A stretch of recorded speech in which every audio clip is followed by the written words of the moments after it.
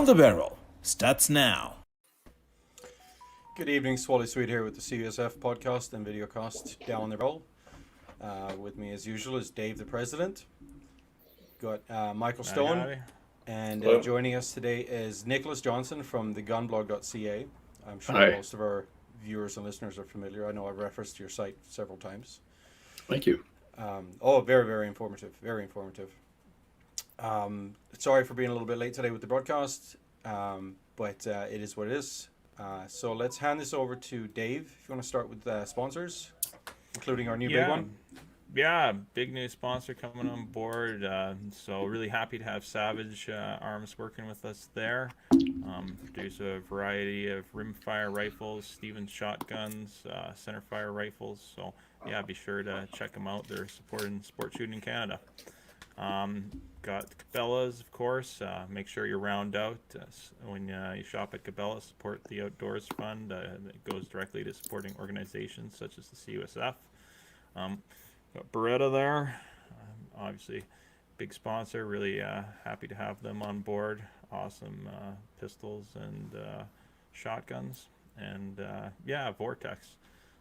If you need a scope, can't beat their lifetime warranty and support. So yeah, choose Vortex, helping not just us but some of our partners at CRPS and other places. They're all over the Canadian market, so nice to see them supporting sport shooters north of the border.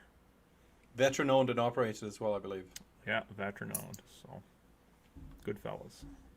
All right, Michael, before we're waiting here for all our participants to show up, I was showing off a big bruise I have from last week I was out shooting with you guys? It's 2 weeks ago. 2 weeks. Holy smokes, I heal slowly.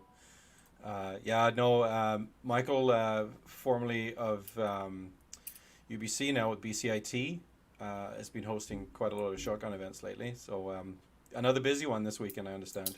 Yes, despite a rainfall warning, got an inch of rain in Vancouver yesterday, but we still got about 20 students out to shoot shotguns. About half of those were first-timers, which is always quite the experience of people pulling the trigger for the first time. It's lots of fun. And the guys at Pitt Meadows Gun Club are incredibly patient with teaching new shooters. So really appreciate that.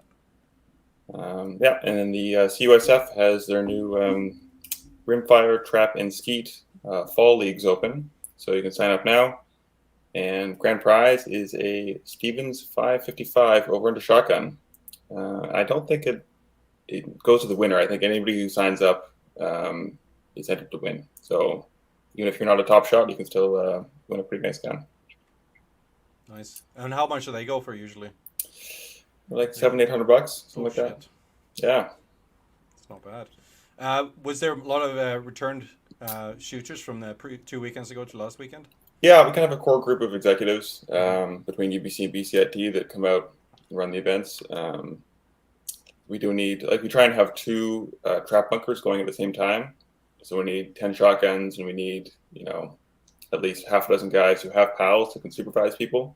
Mm-hmm. I brought my whole shotgun collection, and we get a whole mix of weird, wacky shotguns, as you've seen.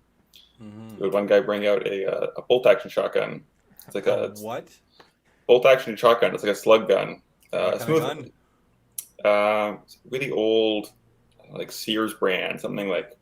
It's a really strange, obscure old gun, but you shot a 22 with it, so it really shows that you can shoot well with almost anything if you know what to do. I'm gonna have to look that up. I love bolt actions. All the shooter, right? Exactly. Yeah. How's the mood going into these events? People pretty excited to be back out and participating in school clubs. Absolutely. It's been a huge turnout, especially at UBC.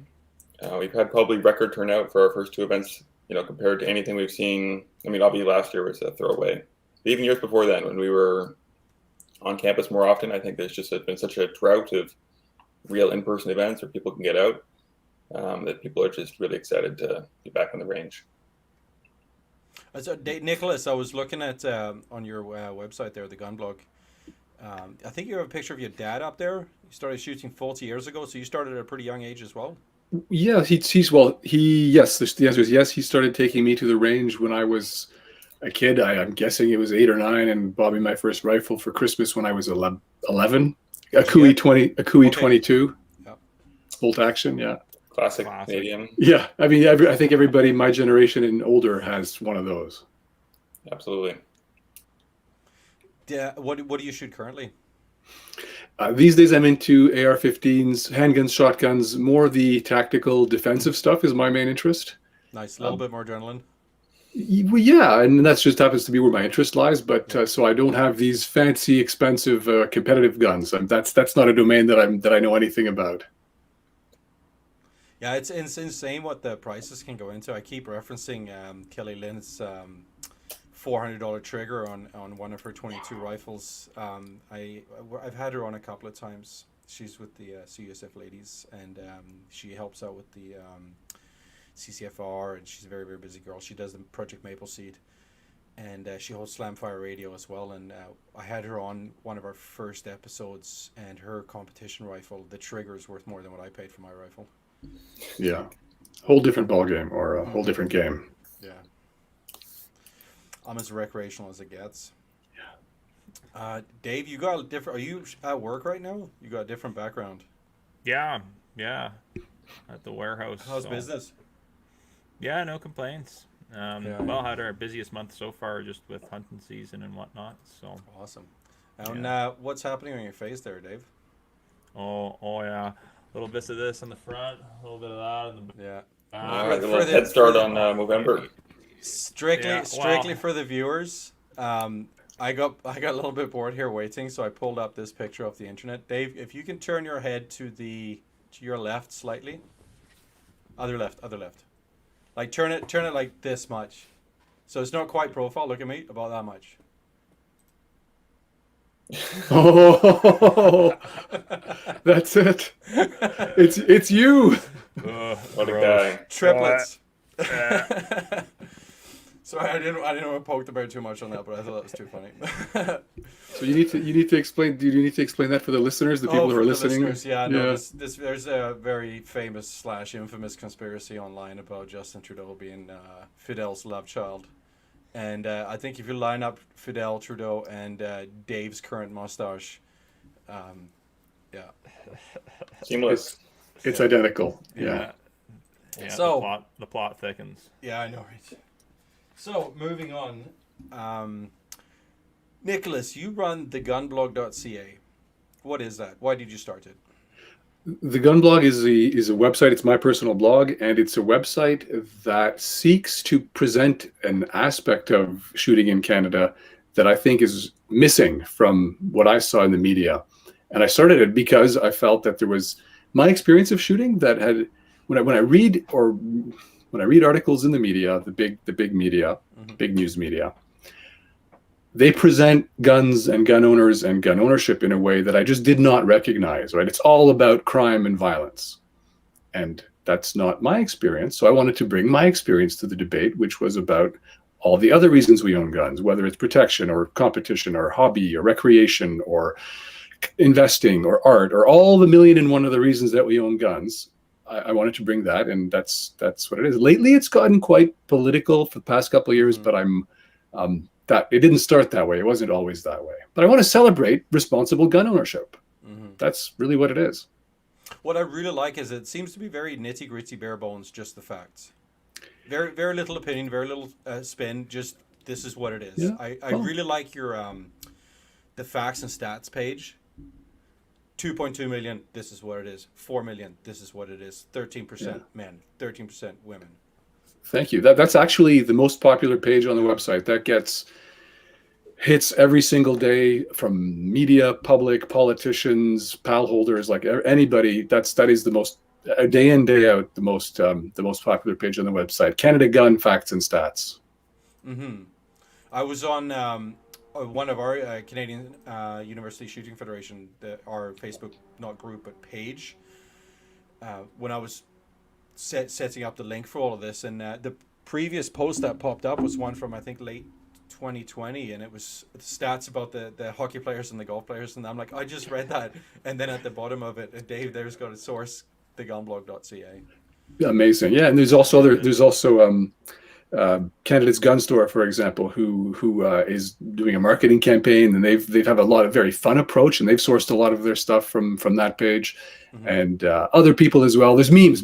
People are generating memes based on stuff from that page. I hope they also check the raw data. They don't just take my word for it. I hope they go and check the source and all that. Do you have your sources listed somewhere? Yeah, everything is linked. That's one of the things that I think I do that a lot of other people don't. I don't want you to take my word for it. I want you to have some skepticism, and I want people to go to the original sources. Most people don't. That's one of the things I learned doing this website, that most people don't read past the headline, and whatever you share, they don't check the original source. You know how you can measure clicks, but I do want people to check the sources, and so I do include links to all my sources data. And if for some reason it's not there, people can just message me, and I'll share the Excel table or whatever, or the link to the press release or whatever it is. 100%. Oh, I love that. Yeah. Don't take my word for it. Please do find out for yourself. Absolutely. And in my background as a professional journalist, this was called, how you know what you know. Our duty is to show how you know what you know, so that your viewer, listener, reader doesn't have to take your word for it. If you're saying so and so said something, or if you're saying such and such a thing happened, okay, great. I want to see exactly what they said. I want to see the context. Where's the link? Where's the original document? Why doesn't everybody link to the original document, the original video, whatever it is? Anyway, I do. Yeah, 100%. So where do you find Sorry, go ahead, David. I was going to say, where do you find you get most of your sources? Like, do you do like access to information requests? Is it independent research? Kind of where? So I have not done any access to information requests. I've never done that. I do a lot of digging, and for some, like a lot of the stuff, everything I find is public. It's just public and nobody's looking. So I'm just astonished that when I cover stuff, and to me it's breaking news. It'll get thousands of hits because other people also didn't know, and it's just been sitting there on some link that actually nobody knew about it. I'm sure people knew about it because someone published it, someone wrote it, but it just didn't filter out to to our community. So a lot of it is publicly available. A lot of it is my own digging and reading ATIPs and interviewing people. And so for example, last summer around the confiscations, I was in touch, just sending questions to the RCMP or to the Ministry of Public Safety and asking for information and getting details and just publishing what they said. And that's basically stuff that nobody else has. So interesting. Just because nobody else is asking the same questions, eh? Because nobody else is asking. Yeah, nobody else is asking. And some of the stuff, like there are some really smart people on other chat forums, and there's some really smart people with YouTube channels and among your leadership, among your membership. But it doesn't filter out to our community. So even though I have an open section of the website and a members only section, I want as much as possible to be in the freely accessible public section. Yeah, word of mouth is how a lot of this information gets disseminated as well in the community, and it's good to have a source behind that because we live in a day of misinformation. So it's good to be able to really follow, back that up and see, okay, who actually said what. We do, and I'm glad you said that because that's something that really matters to me. I was astonished not last year because we were shut down, but in 2019 I was doing a little tour in Ontario of some gun stores, and so I'm at the gun counter looking at what they've got on the walls, and the salesperson at this place is talking about what was happening at the time, which was the 2019 election, and presenting stuff as if it were fact, but actually it was all made up. This was actually his opinion that he was presenting as fact. And there's nothing wrong with that. That's his, it's perfectly, we can do that, right? It's a free country, free enough to do that kind of stuff. But I regret it a little bit that people don't want to actually be more informed. And what did so-and-so actually say? What words did they actually use? What was the context that they said it in? Context is huge. Context is huge, yeah. And I think also the full quote, we live in this world of sound bites. Yeah. Some of my articles are really long because I don't just publish the 6 words that help my angle. I sometimes publish these long extracts. I want you to know, especially for it's geared towards shooters, to gun owners. I want you to know what they've said before, what they said after. And obviously, if you're not interested, you don't have to read it, but it's there if you want it. Yeah, I know we just had an election, and 2019 we had another election, and it was around the 2019 one I thought I'll actually sit down and follow the debates this time. And I got really annoyed with how the candidates are always talking over each other, and I thought that's annoying. That's really rude, and blah, blah, blah. But apparently there's quite a bit of tactic behind that, because it stops the other parties from grabbing those sound bites of you. So if the other person is doing a slam dunk argument on you, you speak over them to ruin that soundbite, so they can't then clip it and post it, because like you said, people just read the headlines. People will just listen. They'll listen to a 20-second clip, but they won't watch an hour-long debate, because who would really? Totally. So I thought that's actually quite brilliant, and everybody does it to everybody. Yep. And it's. But when I heard that, I'm like, that actually is quite smart. It's smart for all the wrong reasons, because I believe more in what you were doing here, which is slow and reasoned and giving the person a chance to, like, you're asking questions and you're giving me and the other speakers a chance to answer, as opposed to these fake debates where it's exactly what you're saying. It's showmanship and tactics, and how do I make the other person look bad and make myself look good. And yeah, I mean, that is the world we live in at the moment. I regret it. I'm working to change it, but that is, yeah, like, I agree with your assessment. Most people, I think most Joe public aren't really that interested in politics, and a lot of it is just, unfortunately, needs to be dumbed down a little bit, and that's what that is. Yeah, and yeah, I mean, that's democracy. You just the most, I guess, the most succinct description of the flaws of democracy. Yeah. And I mean, it's like selling a car or selling a motorcycle. I bring up motorcycles all the time. I ride bike. Yeah. It's like selling a vehicle. You tailor your pitch to the person you're selling to. Yeah. Yeah. And one of my favorite podcasts that I listen to is one called Pod Save America. It's one from down south, and it's run by a couple of guys that used to be speechwriters for Obama. And it's quite witty, it's quite funny. And I remember, I think it was on their podcast I heard this, they were talking about, like, truth in journalism. And they said journalism shouldn't be, they're reporting one person is saying it's raining outside, the other person is saying it's not raining outside. They say the job of a journalist is to open the fucking window and see if it's raining. Yeah. And in our universe, I wish that they would do that. And so, for example, when the government uses a certain terminology, say assault weapons, and the media pick up on that, or they say whatever it is, whatever the topic is, yeah, just maybe just do a little bit of critical research. Google has some really neat tools to help people find out what's what.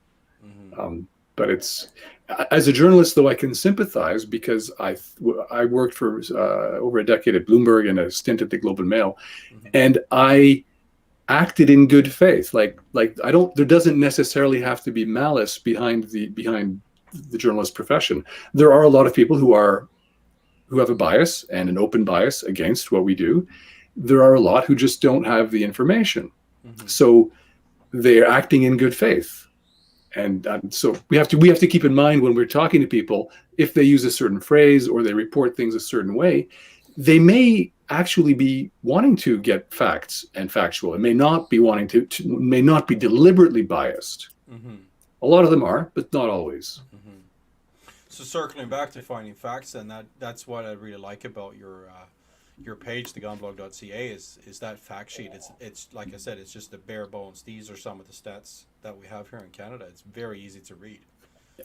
And my other goal there is to remind people. So if you look at from my little lens, looking at the media coverage, and politicians have also fallen for this. And unfortunately, a lot of people in our gun community have also fallen for this. All they talk about is crime and violence. And part of the purpose of that page is to show, whoa, wait a sec. There's this flourishing community that has millions of people. This isn't a few quote unquote bad guys shooting up the schools like that. Of course, there is that.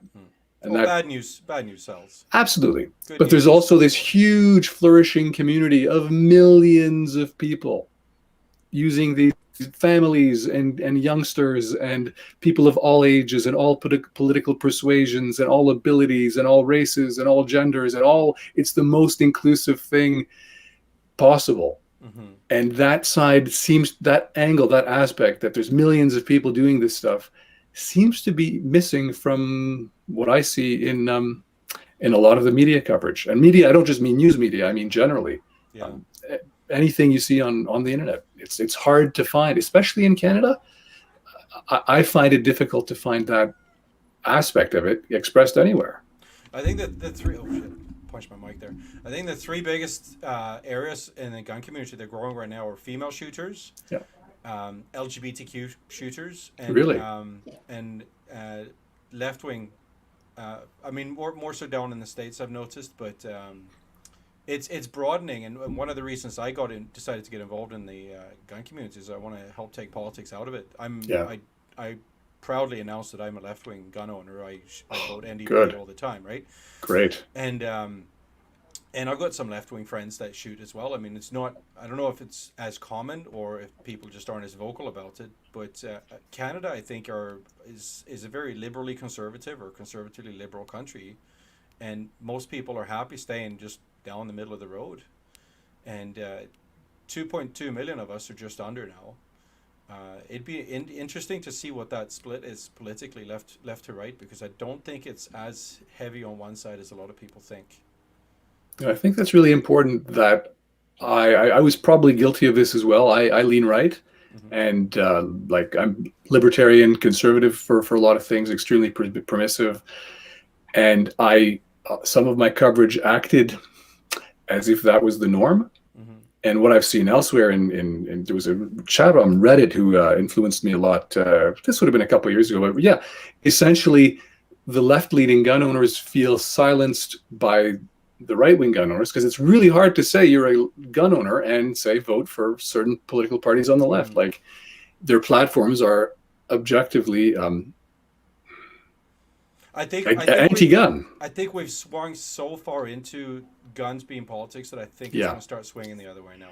And the parties have totally politicized it. Like, yeah, I totally agree with you. It should not. It is not a gun ownership is not a left-wing thing. It is not a right-wing thing. The way I say it, you have communists and capitalists and libertarians and authoritarians, and you got Marxist revolutionaries who want their guns, and you got the capitalist, rah capitalism who want their, like, it's just so mainstream and universal that I haven't seen research on this, but you've got to assume, at least I assume, that gun ownership is in each party is probably, like, it's the same proportion Mm-hmm. of gun owners. So whatever, a smaller party would have fewer, but it would probably be, I assume, in the same ratio. Well, Dave and I spoke on that first abomination we call episode 1, or episode 0 actually, was in the introduction, about guns, and I gave an example from back home in Sweden. Sweden being a modern socialist country, a social democracy. And my next door neighbor growing up had a submachine gun at home because he was part of the local militia, and nobody gives a shit about that. Because guns in most of the world it is what it is. But in North America, it's become so politicized. And I'm a good orator. I don't mind speaking and voicing my opinion. I like to have facts to back everything up. And again, thank you very much for your page. That really helps. And it's just about putting the facts out there. And then people can make their own mind up, and it takes away all the spin, takes away all the politics. Just, these are the facts. Agree or disagree with, or have an opinion on either side of it. But it's important that people stay informed, I think. And there's a funny anecdote to what I think to basically back you up. I was at a cafe, at a diner in Toronto, with a reporter from the Globe and Mail, Mm-hmm. and I decided to do this experiment. I asked our waitress, "Do you think guns are legal or illegal in Canada?" She had no clue, but she guessed illegal. Mm-hmm. So something that is as basic, you guys are chuckling because you can't, you're so down the rabbit hole, you're so in this world, you cannot imagine someone not knowing something as basic as that. Mm. So when you tell them, oh my God, guns are legal, okay.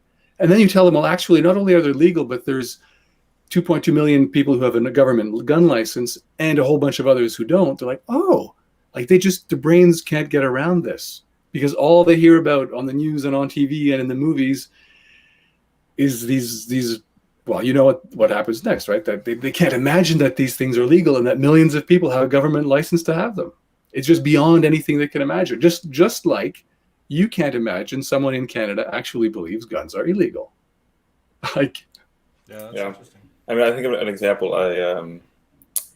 To get students out to the ranges, we have to do like carpooling trips because the ranges are all out in the valley, and everybody lives in the city, right? So I was talking to one of the guys I was giving a carpool ride with, his first time shooting, and we're talking, and inevitably politics comes up, and I kind of just threw out like, oh, yeah, this whole gun ban thing has affected lots of people. I mean, it cost me a couple $1,000s of guns that I can't move now. And he's like, wow, I just had no idea that, the Liberal government even had any policies about that. He said, I voted Liberal, but I didn't even know that was part of the platform. Yeah. so I'd like to, if you allow me, I'd love to put a little plug here. Yeah. You coulda, shoulda, woulda. You coulda. We should go even further, because I think part of where we cut ourselves short is we make this about hardware. We make this about guns.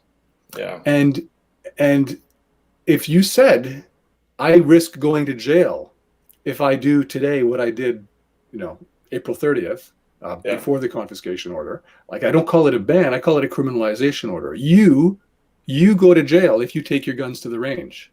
A government licensed shooter, the whole shebang. So I guess if we make it more about the human, the people, as opposed to the hardware, I'm hoping that people would relate to that more.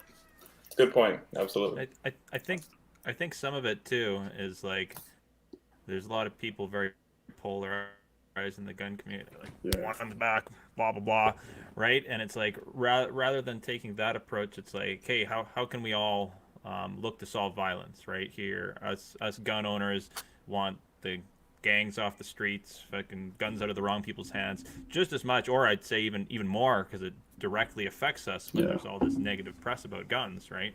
So it's I guess showing that side that, hey, we're not just a bunch of angry rednecks, we're normal fellas that were looked down upon by certain governments for our sport and hobby, right?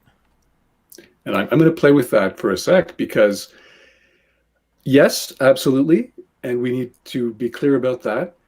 Where that can backfire, I think, a little bit is the minute we even start talking, the minute we accept that regulations on gun owners should be criminal policy and should be to stop bad guys, that's already putting us in the anti-camp.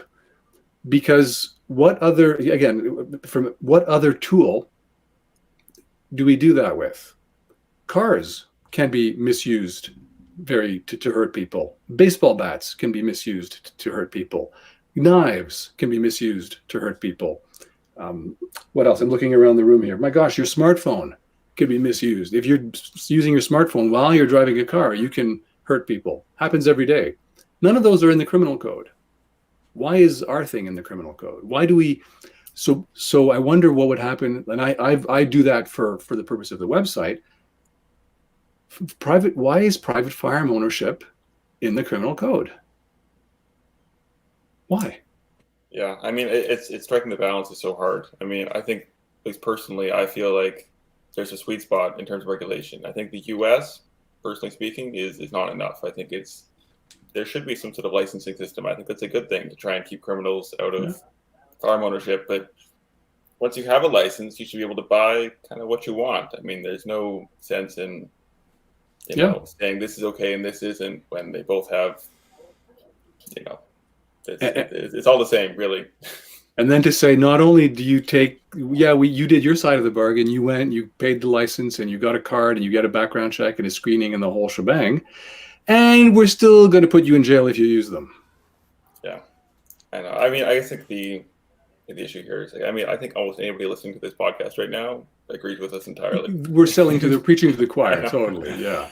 It's that's always a struggle, is getting the message out to the right people. Unfortunately, it's become a hot topic, even more so since the last election, I think. And because one party takes us, I mean, that's politics. We've got 4 parties, but we really just have 2. Yeah. And if one party takes one stance, the other one will typically take the other, and it just happens to be about guns right now. And I'm going to go on a bit of a rant on this one, but I've noticed with politics, specifically in North America, it's like your favorite football team, your favorite hockey team, is no matter how poorly it's losing, you back it 100%. So now it's become so partisan that if something comes up, guns, pipeline, climate, whatever, right? People, rather than, I think, have an opinion about them themselves, they say, okay, what's my party's opinion? Because that's the side I'm going to stick with.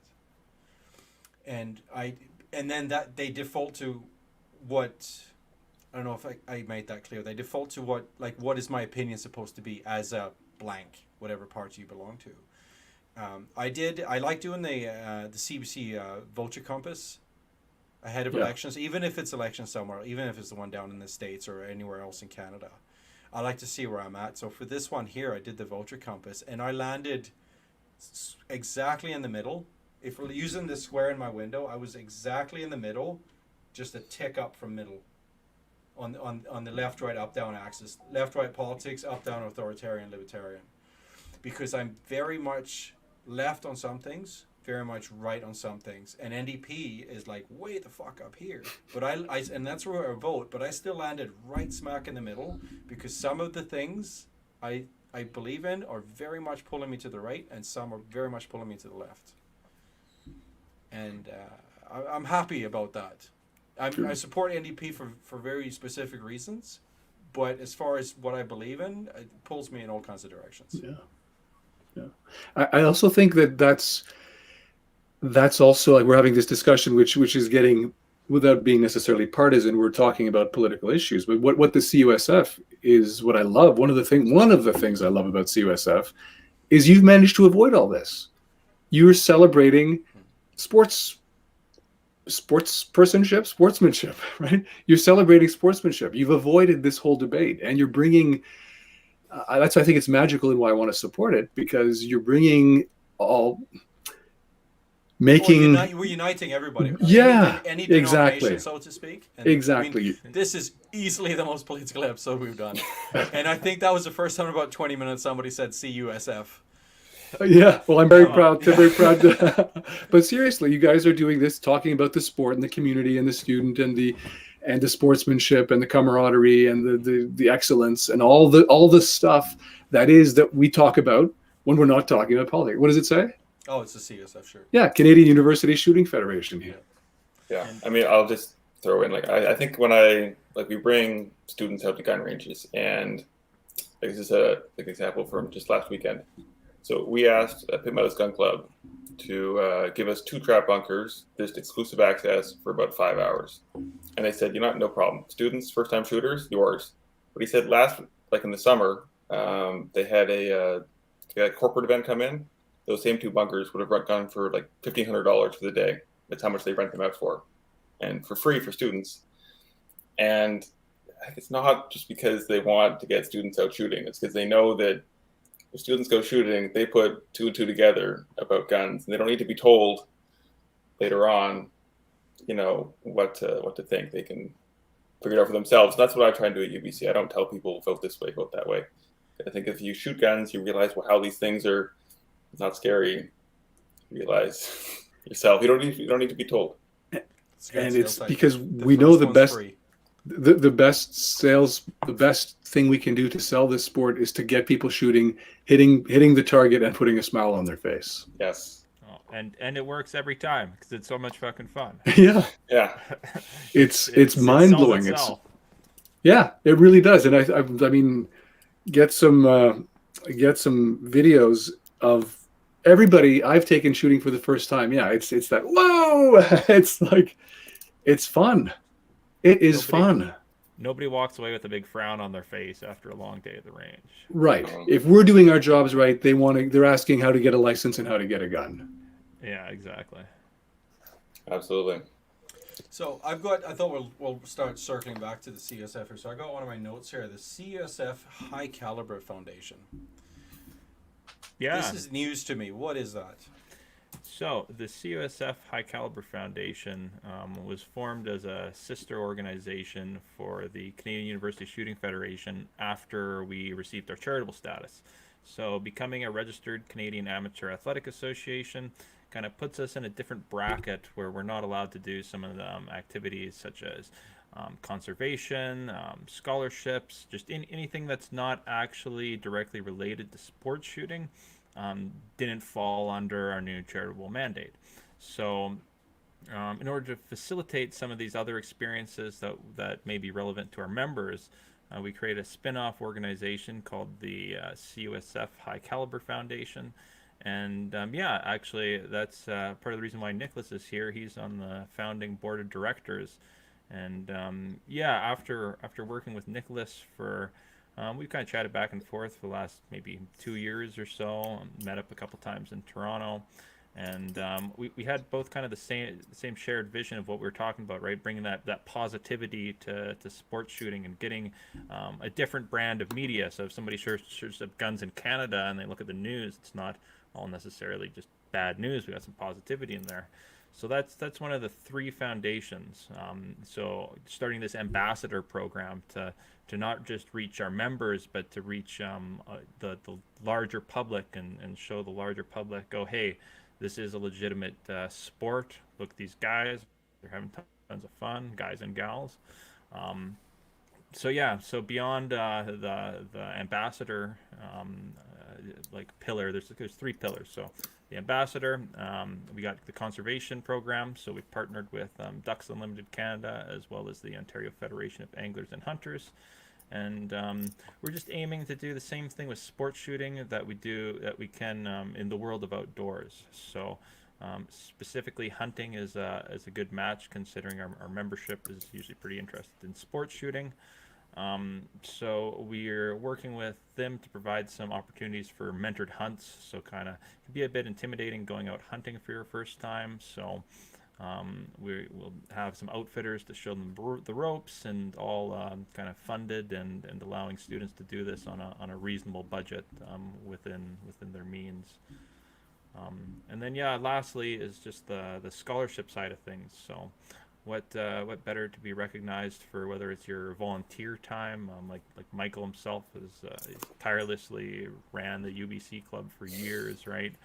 Put a lot of work into it, right? It's not easy to run events, or like for example, if you're at a high level sports shooter, we've had lots of people that they want to shoot trap, they want to shoot skeet in Canada, and they have, whether it be Olympic dreams or they just want to reach the pinnacle of the sport.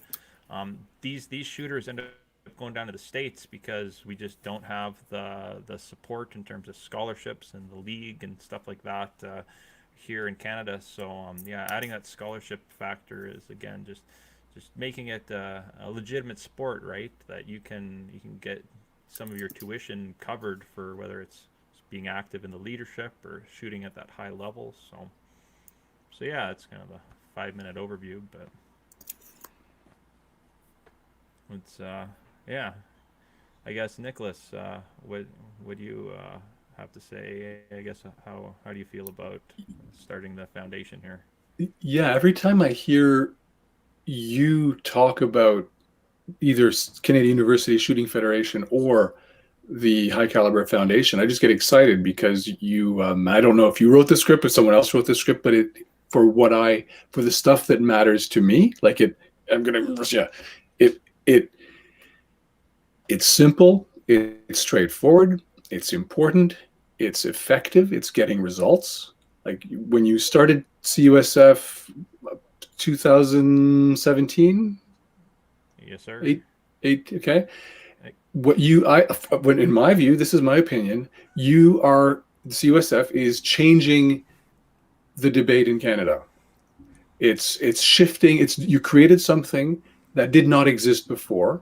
You're expanding when a lot of businesses and organizations are shutting down, right? Because of COVID and the world that is different today. All that. You guys are expanding, and I just want to support it. And I think it's amazing when growing by number of clubs, number of individuals, number of activities, growing from a federation now to the High Calibre Foundation, conservation, ambassadors, scholarships. Like this is, I kind of want to say, amazing that you're doing this, and why the heck isn't anybody else? Like it's fantastic, and you're getting it done. And yeah, not me. It's the volunteers, right? Like CUSF is getting it done. Yeah. Cool, good save, Dave. 50. Well, we got 50, 60 dedicated volunteers, and like, man, these people put in the hours day in and day out. So huge props to all of our exec staff and all the guys on the ground in the clubs. Like they put in some serious work. People are really passionate. Yeah, and that's true too. It couldn't. I don't think you would have gotten to where you. I don't think the organization would have gotten to where it's gotten if it was one or two people. Like probably there's a handful. There's a small group of people who are pulling and pushing, but behind that, I'm assuming. I don't know. I'm assuming. I just don't think organizations get to expand without more than the small leadership. Even when the leaders think it's only them.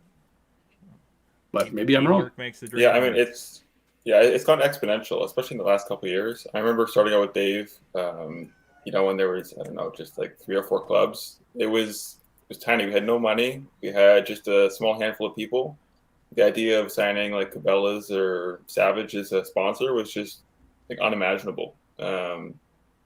It's really incredible. I gotta say the industry has come out hugely to support us. That's been a major thing that if you had told me in 2017 that we would have got a enormous grant from Cabela's, tens of thousands of dollars, I wouldn't have believed you. It's really blown me away how much support we've got. Fucking Savage, that was huge. I shoot Savage.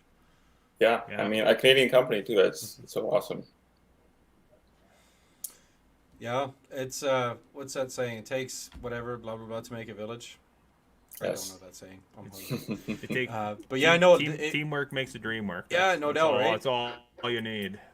and it wouldn't be growing if there was an interest. People are coming to the organization. I mean, that's how I started searching when I decided to get involved rather than just sit and complain on Facebook. I said, let's fucking do something that matters. So I looked at some organizations and I found the CUSF. It was non-political. It was about the essence of shooting. It was about the sport. That's how people make their way to this organization. They find it, and everybody that comes kind of adds to it and grows it. And I think that's why we're growing, is because there's the interest out there. If there was no interest, we wouldn't be growing.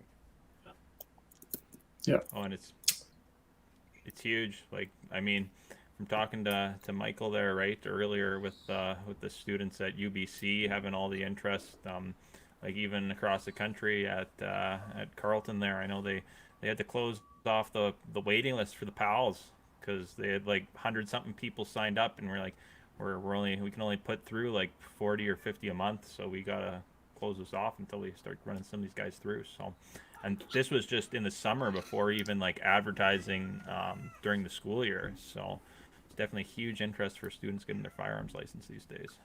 So I hear that and my mind just explodes. I don't know. This is the first time I'm hearing it, so sorry if I missed it. But I hope you guys did a press release or a tweet or a something like that. The world needs to know that you're putting 40, 50 people through a month and you have a waiting list of hundreds on that one campus. The world needs to know that. Are we on Twitter? I know we got Instagram. We are on Twitter. I just don't use it because it's a fucking dumpster fire. Where is it not a dumpster fire? But seriously, if you because the first thing, I don't know if this is because my generation, or people the young people, do people still use the web, or is everything on Facebook? Because what I was going to say is, for me, the first thing is, if I hear CUSF, first thing I do is Google it, look for their website. What's their website like? I don't know if other people do that or it's exclusive. Actually, I do know. Most people don't. People. CUSF has a pretty good website. Yeah. It's still a little bit under construction. It's great. It's a great website. Yeah, I mean, it's not my responsibility at all. We are definitely working, though, to kind of make it look more professional. It's like most of the individual clubs, like UBC, like we don't have the ability to like host our own server and do all that. So we kind of just rely on social media pages. But Dave's been helping, through his internet gurus that like every university club can have their own website.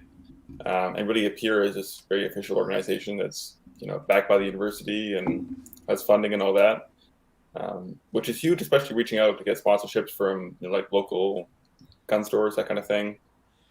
Really helps. Or could have their own page, obviously check with the CUSF admin, but could have their own page on your website if they can't afford their own hosting. Yeah. No, yeah, that's exactly the idea, right? Is just anything we can do to help these student clubs to be successful. Email addresses, websites, funding, whatever it is, right? But that blows me away that at Toronto, the University of Toronto now has a club in the most, maybe it's because I'm too close to it, but the heart of anti-gun Canada, and the University of Toronto, that's pretty amazing. Well, it's sort of like a rising from the ashes kind of story. It's quite something. So there used to be a like hugely popular firearms club 30, 40 years ago. They actually had a gun range on campus. You can believe that. Yeah, you know all about this. Yeah. Well, my dad used to be a firearm safety instructor at it. It was called Hart House. It's the student union building. Yes. Okay. Yeah, you know more about this than I do. So it died, and then some guy at University of Toronto tried to start a club there, and the University of Toronto Student Union Association just shut him down. They said no way, based on nothing, just based on the fact that they didn't like guns. And the CUSF backed this guy up and said, we're willing to, help you with appeals, like take this to the next level, get stuff, properly legally documented to, support your case. And eventually, University of Toronto caved, and they gave us a club. So there's actually now a big shout out to Andrew. It took him like a year and a half to fucking go through that process, and he fucking stuck it out. Yeah. So. Sorry to interrupt. Go ahead, Michael. No, but that's exactly. Yeah, it was a huge, long, drawn-out battle. Same thing happened to UBC. Like our first application got denied based on nothing, and like the number one criteria for clubs is actually getting people out doing stuff, and it drives me insane. There are so many clubs and universities that are just there to build people's resumes. That's all they are. Is just look at me. I'm doing bake sales to support children in Africa, and that's a great cause. Absolutely, I support you in that. But the reason you're doing that is for your med school resume. I'm not driving kids to the gun range, every weekend for my resume. It does me no good. The motivation there is very different. Michael, when I was a student at Queen's in the early 1990s, I was the chairman of the brainstorming committee, and me and the other member did a lot of important work. Yeah, I can imagine. I was very proud to put on my resume that I was chair of the brainstorming committee. We had, I think about 3 episodes ago, we had an episode about kind of creating university shooting clubs, and then we had 2 guests on. I think Dave wasn't on this one. It was just Michael and myself, and then 2 guests. And the one was a very established club, and the other one was wanting to get into it, starting it, and they were very much communicating between each other in the episode of how to do this. And I know one of my guests that I had on, I think episode 3 or 4, he's currently starting, or he's trying to start a club at McMaster's. Because they don't have anything out there. Yeah, like Noir or whatever. Noir, right? yeah, Noir. Yeah. Yeah, they got their off-campus club started, and it should be ratified by the university in like December or January. Yeah, nice. And that was within a year. I think we're coming up to about a year of doing this podcast now. So it would have been within the last probably 10 months or so that he got that going. From when I had him on, I mean. And I'm just getting really inspired right now. Like, there are so many fascinating stories in the world of shooting and sports and hunting, whatever I'm going to call it, the gun community umbrella. So many fascinating stories and fascinating, incredible people doing incredible work that just nobody knows about. And you're making me want to do a video channel or podcast or something to interview these people. So if call out there, if anybody has any interest in this and wants to help me, because I don't know how to do this, but I would love to get more of these people sharing their stories about Like the guys at UBC, how did they do it? People at University of Toronto, how did they do it? Dave, how did you do it? How did you overcome those hurdles? What were you faced with? What did it take? Why? What's motivating you? All those questions that just we don't really know about because we're either we're quiet people or there's no one really to ask the questions. Well, let's figure that out right now. I guess we got the former chair of whatever brainstorming committee you were a part of. Let's brainstorm. That's your site right there, TheGunBlog.ca and at TheGunBlog on Twitter. Best way to get a hold of you would be either of these. Yeah. Thank you, Swally. Yeah. So Nicholas, you want to interview people who started clubs? Yeah, I want to interview people who started clubs and started stores and started ranges and activated or instructors and whoever. Also people at the regulator and politicians who have strong views on this and whatever. I think there's just a lot of really interesting people. There's a lot of really interesting people who have really interesting backgrounds who I think it would just help the community to have these voices out there, to have more people share their voices. And it's weird that me, with my very relatively limited experience, I'm not a superstar athlete. I'm not a superstar hunter. Why am I the guy with the blog? Yeah. When you have all it takes is if it's one person to do something, right? Yeah. You know who you want to talk to about that actually is Melanie Merkling. We had her on, I think, episode 3. She quit her full-time career with Federal Corrections and started a gun store, Northern Elite Firearms in Saskatchewan. And she Fascinating. Incredible. Absolute pleasure to have her. Check out, like I said, bit of abomination our early episodes, so pardon the sound and audio and all that stuff.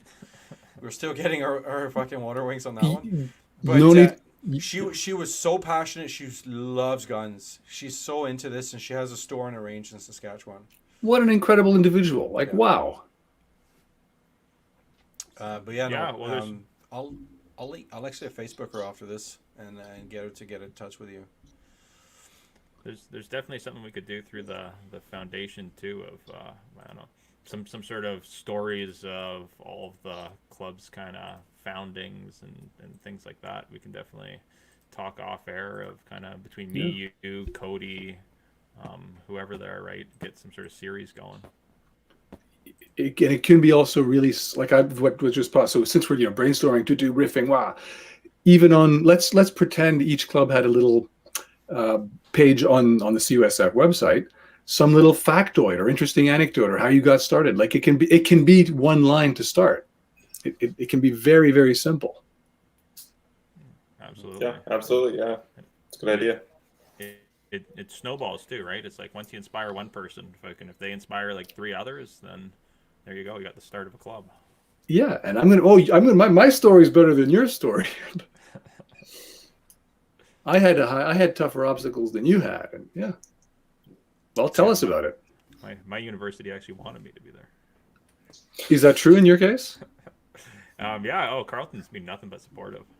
They were. See, let's tell that story from the start. So let's tell that story. Yeah. Carleton and Calgary are just totally stand out in actually supporting a university firearms club. Every other university is like indifferent or against it. It's so strange. There's 2 universities in the whole of Canada that actually give a shit. And I want to do a deep dive at another time, maybe. But how much of that depends on, say, the student union versus the university admin? I think that the student unions are usually pretty independent. So whatever that group of people, it's like 5 or 10 decision makers, that kind of hold the keys to the clubs at most universities. And whatever that mix of people is kind of gets to make the call. I mean, the big thing that we've been pushing for since the beginning is to actually get a shooting club to be recognized as a varsity club at a university. And that has not happened yet. That would be an enormous breakthrough.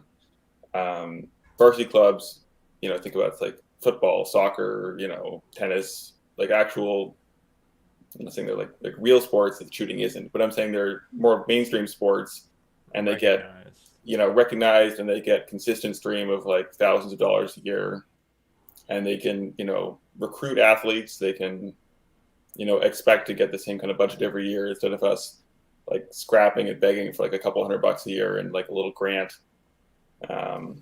that hasn't happened yet. I think a struggle is that in the U.S., there's just so much more competition and gun ownership, and it's kind of easier to make the case like, yes, this is actually a proper competitive thing, not just sort of a recreational club. I mean, being perfectly honest, I could not call the UBC club a competitive shooting club by any aspect. Like the vast majority of people have shot a gun like a couple times. Like it's mostly beginners. And I would love to see it become something where there's actual like heated competition between universities and like really promoting shooting excellence. We're not there yet, but that's the next level. Absolutely. That's exciting. Yeah. Does Simon Fraser have anything? There's been an attempt. I think that kind of fizzled out. It kind of takes a person to just make it happen. Yeah. Well, you've done too. Why don't you just go find a program over there, jump over, do the trifecta? Yeah, fuck it. Just start another club, Michael. Just take Yeah, like one start- course online. Do it. That's absolutely. Holy smokes. Oh You boy. got nothing Holy but time. smokes. Yeah. I'm trying to stoke the fire between the UBC and BCIT, trying to get a little bit of rivalry going there.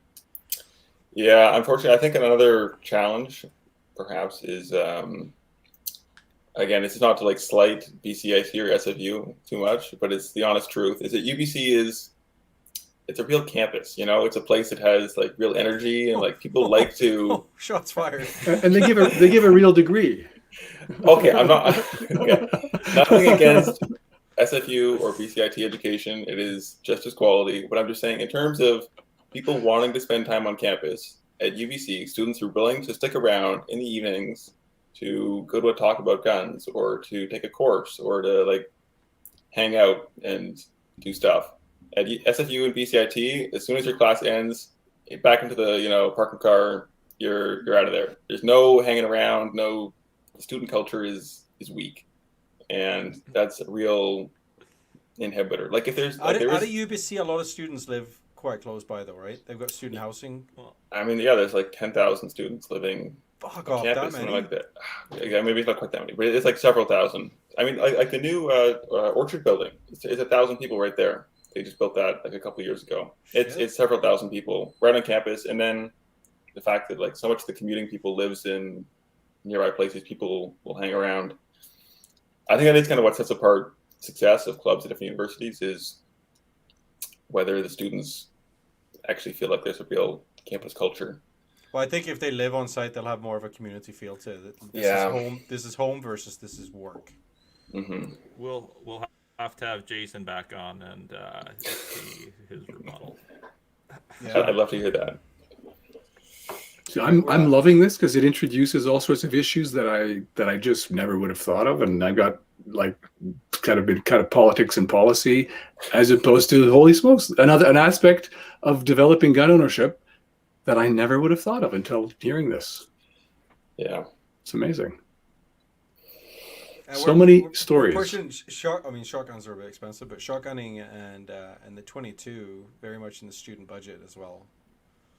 yes. Well, that's kind of one of the big factors, and I mean I think Michael can speak to this as well. Is right like getting that limited student budget and putting it to use. So, are you going to go out and shoot like whatever 20, 30 rounds of center fire? Or are you going to go out and shoot a couple hundred rounds of rim fire? Some like shotgun's pretty cheap comparatively, right? So that's kind of what we try to base all our programs around, right? We do rim fire, precision shooting. We do like trap and skeet, and if we ever do venture into the pistol foray, I'm sure it'll be like kind of speed steel, like action shooting. Yeah, for sure. I mean, I'd say like the most natural outlet for that would be IPSC.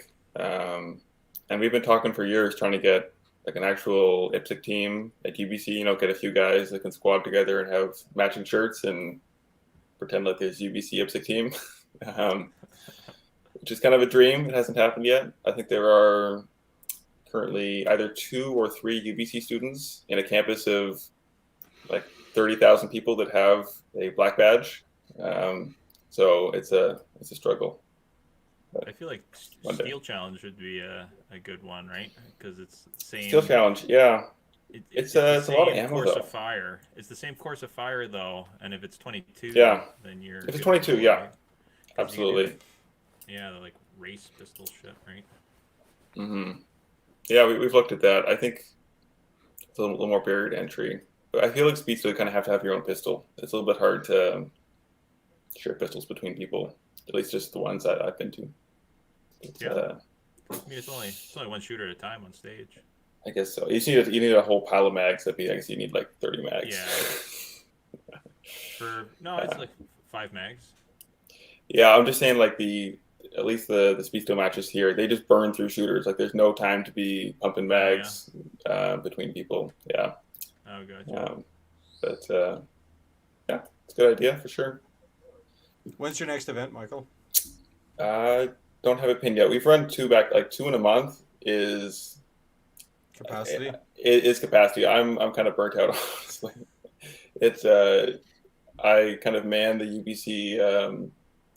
There's like a Facebook page that people message with questions, and for an event that gets 20 people out, I probably answer like several hundred questions. It's a enormous amount of work behind the scenes of like organizing carpooling rides and asking like, can I bring this shotgun or this ammo or all these very basic questions that, yeah, it's hard to scale. That's, I guess, another thing, especially with my time. I find I'm actually the CUSF BC clubs director, and I kind of slack on the other clubs just because I don't know. UBC has the most success being the biggest university in BC, and I feel like it pays the most dividends in the time I spend with UBC, and I feel bad that other clubs get neglected. But you're that's a just UBC been my elitist. You're an elitist, Michael. A little bit. I'm being honest here. Yeah. You need an FAQ page. Even though you're a BCIST student. Yeah, it's a struggle. All right. Well, we're just past an hour. I think that would be a good time to start wrapping up.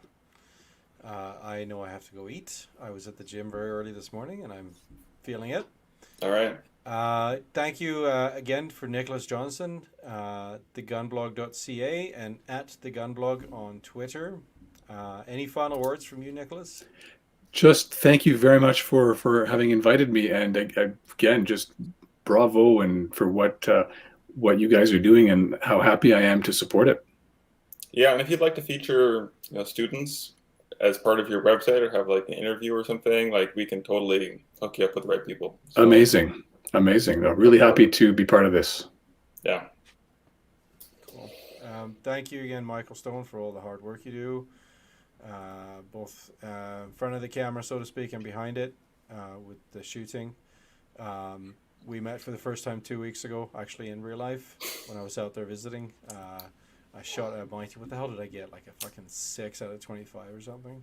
It was a 590 though. It had a rear sight, so yeah, it's a handicap. Fair enough. Thank you for making excuses for me there. I'm not a very good shot. I save a lot of money on paper targets by not hitting them. Right. So and you'll and also David, thank you very much for starting this organization, and for joining us again. I'm definitely gonna have to call you Fidel for a little while with that moustache. And to our listeners and viewers, thank you very much for tuning in once again. Find us wherever you listen to your favorite stream or podcast at Down the Barrel with the CUSF. That's Down the Barrel with the CUSF. Check out our website, CUSF.ca. Find us on Instagram at Canadian University Shooting Federation and our sister organization at CUSF Women. And then you'll find us on Facebook as well at the Canadian University Shooting Federation. And the foundation. You got to mention the foundation now. Oh, and the new foundation. I got to throw that in there in the banner. So that is the CUSF High Calibre Foundation. We'll add that in the ticker banner there.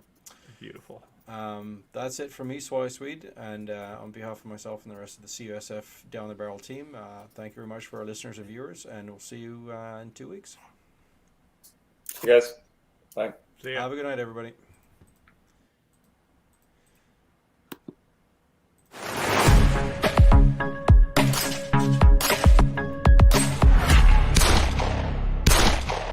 Thank you again for tuning in. We meet again on the next podcast.